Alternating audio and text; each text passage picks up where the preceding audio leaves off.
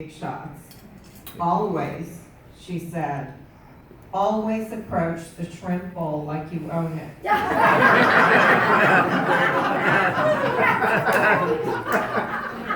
Once at the Times in the 80s, when a bunch of powerful men were in full cry, howling at me over a story I'd broken, I got a letter from the great Russell Baker. Just remember, he wrote, these are all the same guys you went to high school with. I went to an all-girls Catholic school. But I got the idea. And whenever I was in danger of losing my nerve, the wonderful William Sapphire would take me out to lunch at the Army-Navy Club downstairs from our office. He gave me a trick for getting my calls returned. He said when administration officials I wanted to talk to were ghosting me, I should scare them by leaving a one-word message with their assistants. Malfeasance. Of course, in the case of the current White House, that would not really be an exaggeration. They probably get hundreds of those messages every day. So listen, I know what you're thinking. You're wondering if it's irresponsible of me to leave the first child alone at home, screaming at a 60-inch flat-screen TV beneath his glittering chandelier, binging on junk food and chocolate cream pie with 2 scoops of ice cream, making play dates with his hooligan Russian and Turkish friends, plotting to fire Spicy and put that nice Irish lass, Melissa McCarthy, out of the job. But don't worry, we now refer to the White House as federally funded daycare. It is true that our new president is a little teensy-weensy bit loco. Bumper stickers are starting to pop up, Caligula 2020.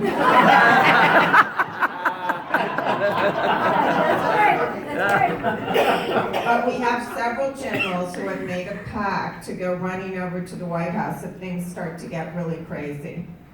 The old primal fear in Washington, as expressed in the Kirk Douglas Burt Lancaster classic, 7 Days in May, was that generals would execute a coup on a peaceable president. Now it's the reverse. Everyone is praying for the generals around Trump to stage a coup. Everybody wants President Mattis. The White House is a warp speed merger of politics, reality TV, and social media. As the Times' Nick Confessori notes, Trump would not have been president without Twitter, and he wouldn't have so swiftly ravaged his presidency without Twitter. President Trump is erratic, to put it mildly. He urged his then FBI chief, James Comey, to throw reporters in jail for reporting on intelligence leaks, and then he leaked intelligence to the Russians.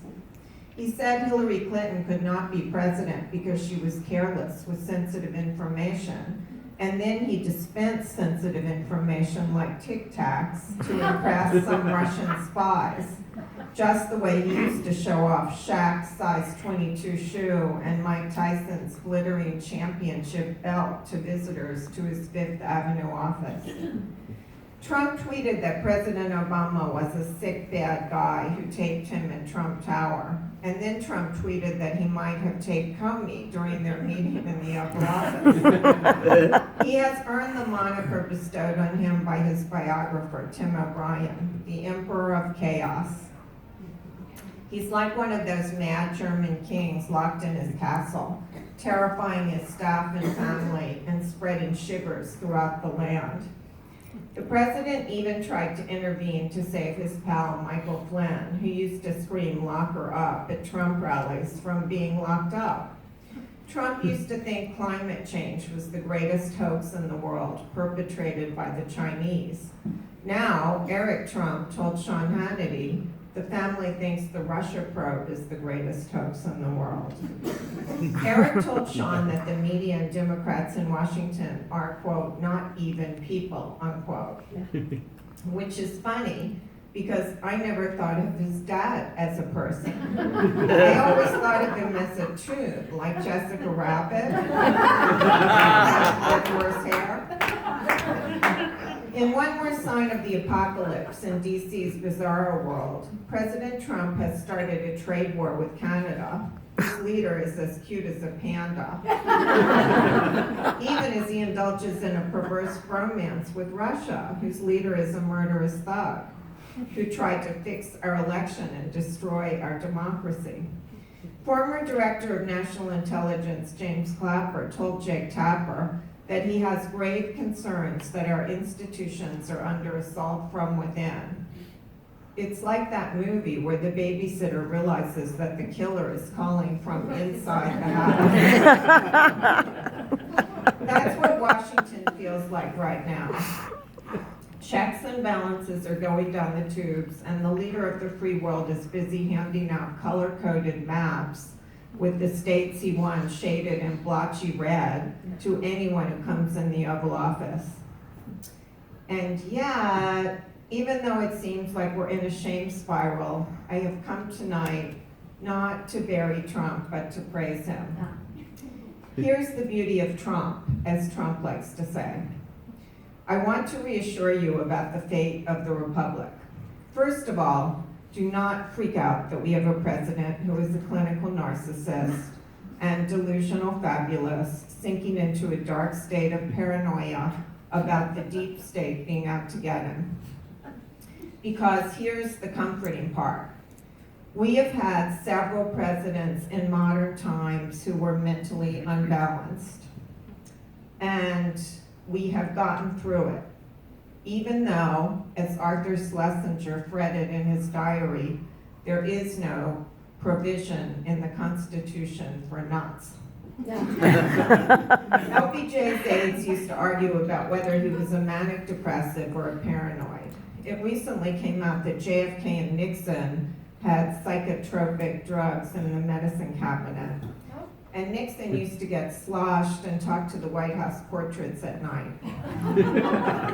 So no need to panic, no need to gain a lot of weight, stressing like Barbara Streisand, no need to lose a lot of weight stressing like Lena Dunham, no need to race out and do what many people in Washington are doing, going to dermatologists for Botox shots to freeze the muscles in their jaws so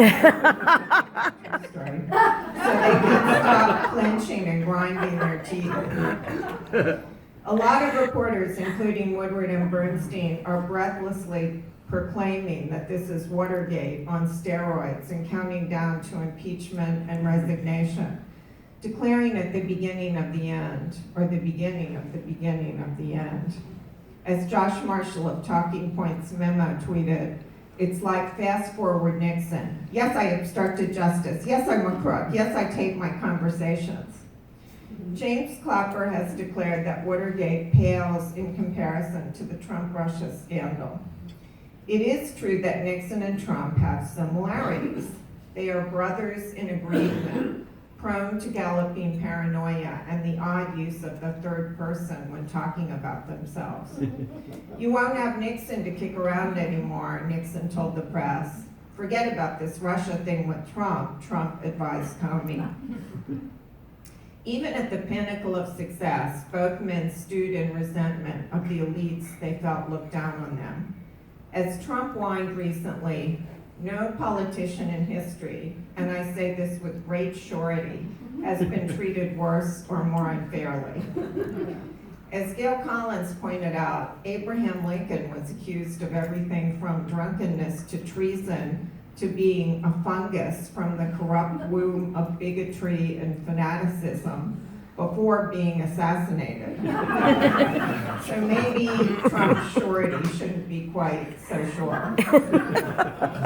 Recently, when Trump was home alone and his advisors had put out a conciliatory statement in the president's name about the appointment of Robert Mueller as a special counsel on the Russia investigation, Trump once more caused whiplash, letting his id fly in a tweet tantrum.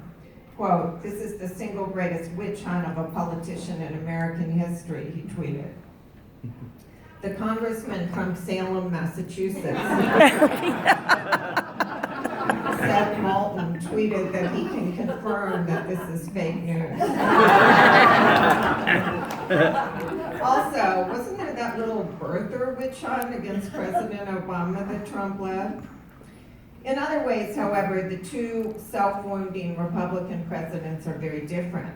Nixon at least tried to cover up his crimes. Trump has his poor aides go out and lie for him or spew out his phony stories about why he fired Comey and how he never told the Russians anything inappropriate. And then Trump goes on Twitter and blurts out the truth, making his inner circle look like dupes and fools. First, Trump organizes the cover-up, and then he spills the self-incriminating truth. Trump is his own deep throat. Just as when he played his own press secretary with People magazine and the New York tabloids and the wire services back in the 80s and 90s to brag on himself, calling himself John Barron or John Miller, and talking about how Madonna and Carla Bruni were dying to sleep with him. Now he's also playing all the roles. The president who flouts the rules, directs his staff to lie, then confesses. Ironically enough, like the tortured hero of a Russian novel. Yeah. He likes Russian dressing on his salads too, by the way. After the White House claimed Comey was fired because he messed up on Hillary's email investigation, Trump confessed to Lester Holt that Comey's Russia investigation was on his mind when he decided to fire him. As someone tweeted, "What makes this all so crazy? How the hell did Trump botch firing someone when his entire TV career was based on firing him?" Trump tried to blame Deputy Attorney General Rosenstein for Comey's firing, and Rosenstein took his revenge by appointing Mueller, who was as straight as Trump is serpentine, as a special counsel. Mueller is known in Washington as Bobby Three Sticks because he's Robert Mueller III, Roman numerals. After Trump's national security advisor, H.R. McMaster, reluctantly went out to the microphones outside the Oval Office to tell the press that Trump had not shared anything classified while yucking it up with the Russians, Trump tweeted that he had shared stuff and that he had a perfect right to do so. This week, as his high-priced lawyers and long-suffering aides tried to make the case to reinstitute Trump's executive order limiting travel from 6 predominantly Muslim countries by pretending it was only a pause rather than a ban, Trump went on a wild tweet storm contradicting his own aides and lawyers and attacking the Justice Department and the federal courts. Trump tweeted that he preferred the original travel ban, not the watered-down, politically correct version. What we need and want, it is a travel ban on certain dangerous countries, he tweeted, using capital letters to make his point. The biggest difference between Trump and Nixon is this. Tricky Dick was, for the most part, coloring inside the lines. At least he knew what obstruction of justice was. He knew what a conflict of interest was. Donald is like presidents without borders. He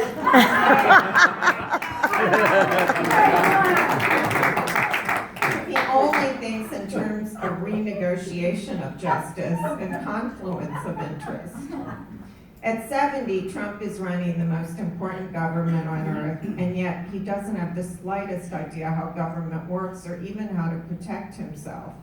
As he wrote in his book, Trump, Think Like a Billionaire, "The day I realized it can be smart to be shallow was, for me, a deep experience."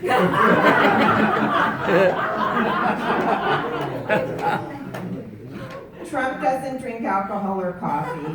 Attention is Trump's stimulant, and now he's in a position to get all the attention of the world focused on him. He is like a heroin junkie with a needle sticking out of his arm, well on his way to an overdose. And the press is right in the opium den with him. We are addicted to Trump. He's the selfie president, and we're the selfie stick. It's a sick symbiosis. We are also busy bragging on ourselves with ads about truth and mottos about Democracy Dies in Darkness, and t-shirts that read, "We won't shut up," it's amazing we even find the time to cover him. CNN has been on a breathless, continuing breaking news loop for months. Rachel Maddow wails about the danger of Trump, even as she brags about the bump in her ratings. The truth is, Donald Trump is the best thing that ever happened to our flagging profession. In the last quarter, the Times added over 300,000 digital subscribers. The Washington Post booked an astonishing $100 million in digital ad revenues. In Hollywood, movies about the First Amendment are suddenly all the rage, with Meryl Streep and Tom Hanks signing on to play Kate Graham and Ben Bradley, breaking the Pentagon Papers story. And parenthetically, that's not going down well at the time. Trump has given journalism new zest and purpose, just as he has revived many other things: liberalism, feminism, women's clubs, the ACLU, student protests, bars, shrinks, Botox shots in the jaw, Margaret Atwood, George Orwell, Sinclair Lewis. As someone tweeted, "You have to admit, baby boomers setting fire to the country was an interesting way to get millennials interested in civic engagement." We now know what the Logan Act is and the Emoluments Clause. Even more than the musical Hamilton, Trump has taught us how precious our democracy is, why it's important who's in the room. I watched Dick Cheney spend years after 9/11 trying to dismantle checks and balances and work the Constitution. But because he had the deep, reassuring voice of the headmaster of a New England boys' school, and because he had been an insider with a great resume, and because he had been a good source over the years for many DC journalists, it took the press a long time to catch on to how truly demented and dangerous he was. I much prefer my crazy straight up. With Donald Trump, everyone has been at DEFCON 1, starting at the inaugural, our pink pussy hat ears perked up, our righteous juices flowing. The whole country is on the alert. So when our president does something crazy, we get to beat him back in real time. When Trump's lawyer sent a letter threatening to sue the New York Times in the wake of the Billy Bush tape, after we printed the accusations of women who said Trump grabbed them by the you-know-what, our terrific Times lawyer, David McGraw, wrote back explaining that Trump could not sue us because he had pre-confessed. He had already admitted in the tape that he tried to grab women, so there could be no suit. When McGraw walked through the newsroom that day, he got a standing ovation. Trump is Narcissus, always looking for his own reflection, and the press is the mirror. Hillary Clinton probably would not have had her first press conference by now, but this president would shrivel up and perish without the press. His office in Trump Tower is decorated with hundreds of framed magazine covers of himself, with hundreds more stacked up on desks, and he told me he had warehouses full of them. When I interviewed him, standing amid all these endlessly replicating images of himself, from Playboy to the New York Times Magazine, I felt like I was looking at an infinity mirror. And that is the image I have of his White House. Despite all his cracks about the failing New York Times and deface the nation and the press is the enemy of the people, Trump may well be the most accessible, media-friendly president in history.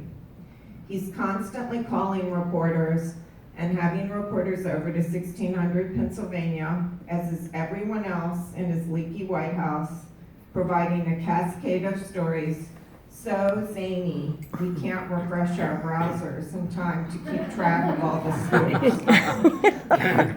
He has never read a biography of a president, and he didn't read his own healthcare bill or executive orders. Too many words, he complained once.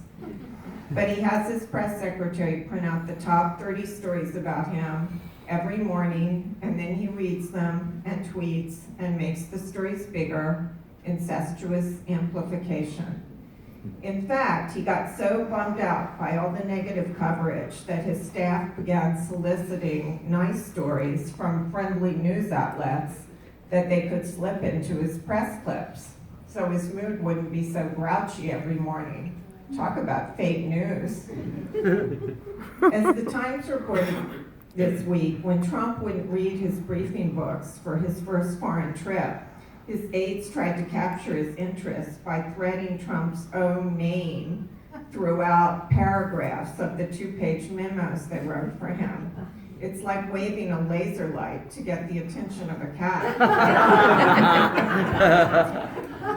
His aides loaded up his schedule on Thursday with a speech on faith and a meeting with governors and mayors on infrastructure, hoping they could distract him so he wouldn't live tweet the Comey hearing. Our great White House reporter Maggie Haberman reported that while Comey was testifying, McMaster, Mattis, and Tillerson had to babysit the Donald for 90 minutes, which just shows they don't know him. They think they're going to get him to stop tweeting. Sad. The White House strategy to undermine Comey was to portray him as a showboat who meddled in politics. Of course, his political meddling is what helped the showboat in the White House get elected. When I asked the creators of Game of Thrones which character reminded them of Trump, Dan Weiss replied, Hodor. The dim-witted, hulking man who cannot speak except to endlessly repeat his own name. Trump's favorite thing to do is to invite reporters over and press his button to have the White House butler bring him a Diet Coke and have a waiter bring the reporters 1 scoop of ice cream while he gets 2, because he's the president. Then the journalists watch chattering heads on cable TV comment about him while he makes cracks about his foes, such as, they're choking like dogs.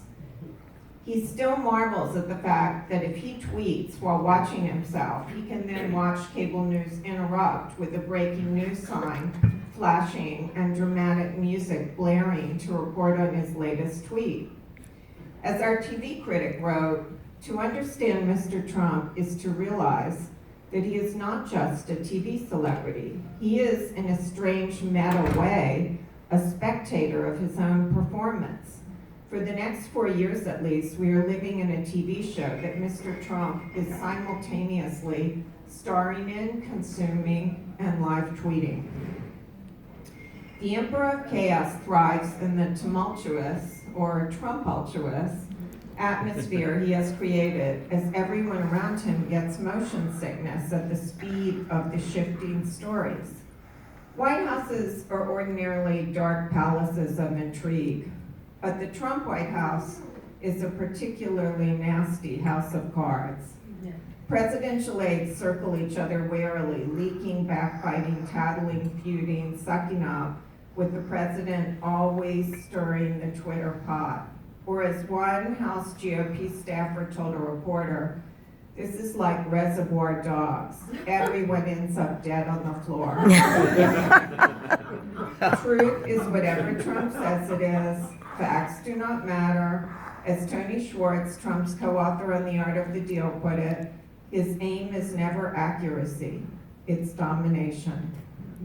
I have written about Trump since the 80s, when he was being portrayed as the short-fingered vulgarian, John Gotti with more bling, a Gotham playboy who likes skyscrapers and models with sky-high legs.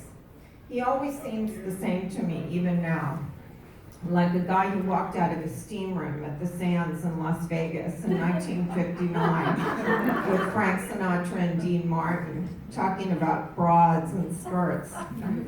In one interview we did, he looked troubled. Heidi Klum, he said ominously, sadly, she is no longer a 10. Another time he gave Gwyneth Paltrow a bad rating. A good actress with average looks. She likes to ride the high English horse. I noticed immediately that he was fixated on what I dubbed his ego arithmetic. Size has a seismic influence on him. The elevator buttons in Trump Tower go up to 68, even though there are only 58 floors. I went with him on an early trip to Miami back in 1999 with Melania, who he was dating then, and Roger Stone, as he dipped his toe in the presidential waters. I asked him why on earth anyone would vote for him to be president. Because I get the highest ratings on Larry King, he explained. He also cited other numbers that he saw as sentinels of his success. The number of times his name was plastered on the General Motors building, the number of magazine covers Melania had been on, the number of men who had hit on Melania. Before he was tweeting about weightier matters like healthcare and dictators he loves, Trump was sending out a tweet storm about the breakup of the Twilight stars, Kristen Stewart and Robert Pattinson. Robert Pattinson should not take back Kristen Stewart, Trump urgently tweeted. She cheated on him like a dog and will do it again. Just watch, he can do much better. And this one, Robert, I'm getting a lot of heat for saying you should dub Kristen, but I'm right. If you saw the Miss Universe girls, you would reconsider. In another interview last summer, I worked up my nerve to ask Trump about reports that he kept a book by Hitler on his bedside table. He denied it, which doesn't mean anything. But I figured it didn't really matter, because even if he had a Hitler book by the bed, he hadn't read it. Last fall, he saw me on CNN and took offense to something I said about my campaign book and tweeted that I was a wacky, crazy, neurotic dope. That did upset me. I thought, given our long association, that he could at least have taken a little time and given me a well-considered nickname, like Crooked Hillary or Elizabeth Warren's Pocahontas. He just gave me the same old generic adjectives he uses for other women journalists. At least the nickname George W. Bush gave me, Cobra, had a certain reptilian glamour. It was upsetting though, because it had like 22,000 likes. It's a mean tweet. But I went to a journalist dinner the other night in Washington with Javanka, as Jared and Ivanka are now known. And Jared told me that the president might forgive me if I wrote a couple of nice columns and called and asked him nicely. We'll see. But only if he shares his toys and gives me 2 scoops of ice cream. I shouldn't joke about that really, because I met a great Texas state representative from Marfa on my book tour, and he asked me for a favor. Please don't call the president a child anymore, he said. Children are awesome.